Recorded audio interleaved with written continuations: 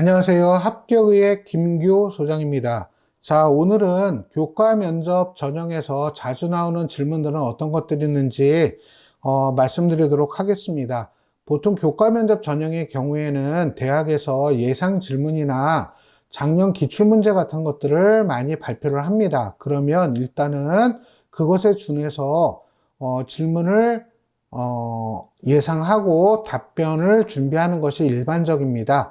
그런데 한 가지 여기서 여러분들이 좀 기억해야 될 게 뭐냐면, 일부 특별한 대학들 같은 경우에, 예를 들어서 명지대학교 같은 경우에는 그 해당 학과에 대한 어떤 전공 지식이라든가 전공과 관련된 질문들을 하는 경우가 있습니다. 저는 이거를 그냥 킬러 질문이라고 표현을 할게요. 그래서 사실은 다른 질문들 같은 경우에는 예상이 충분히 가능하지만 이 킬러 질문 같은 경우에는 학생들이 쉽게 예상하기가 어렵습니다. 그렇기 때문에 어떤 이런 킬러 질문들 같은 경우에도 지원 학과에 맞게 또한 이런 것, 또는 지원 학과에 관련된 시사 이슈에 대해서 조금 관심을 가지고 준비를 해 주시길 조언 드리고요. 그리고 수원대학교 같은 경우에는 자기소개를 한 1분 정도 하라고 합니다.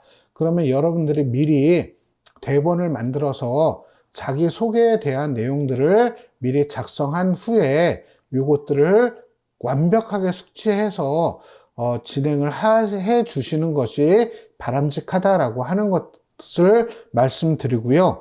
그래서 교과 면접 전형에서 자주 나오는 질문들은 보통 지원 동기나 자기소개 같은 것들이 많고요.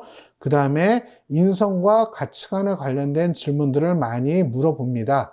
그래서 성격상 장단점이 무엇이냐, 이런 부분들에 대해서 답변하는 요령이 있습니다. 이런 거 잘 답변할 수 있도록 여러분들을 신경 써서 준비를 좀 해주셨으면 좋겠고요.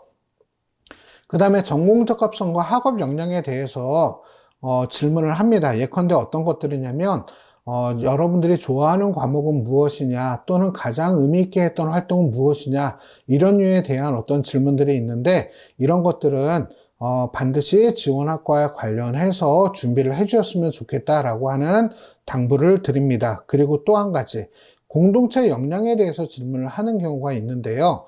아까 말씀드렸던 인성 관련 질문과 어떤 비슷한 맥락이긴 하는데, 이런 질문은 정답이 없습니다. 하지만 이러한 어떤 답변을 하게 된 확실한 근거나 동기, 계기를 여러분들이 만들어 주셔야 됩니다. 예컨대 이런 거예요. 같이 조별 활동을 하는데 활동에 적극적이지 않은 친구가 있다. 이런 친구를 어떻게 하겠느냐라고 하는 류의 질문이거든요. 그냥 제껴버린다. 이렇게 답변하면 큰일 나죠. 그러니까 어떻게 할 건지 이런 부분들에 대한 어떤 충분한 고민들을 하시면서 답변을 좀 준비해 주셨으면 좋겠습니다.